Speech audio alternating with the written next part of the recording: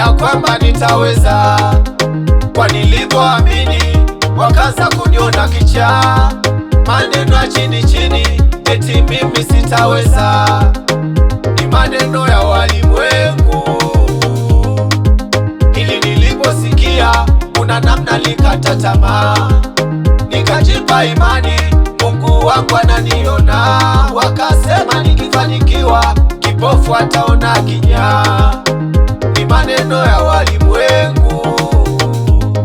Mungu hakuniacha, alinisaidia, akanipa nguvu ya kushinda. Yamkini uko na wewe unayepitia haya.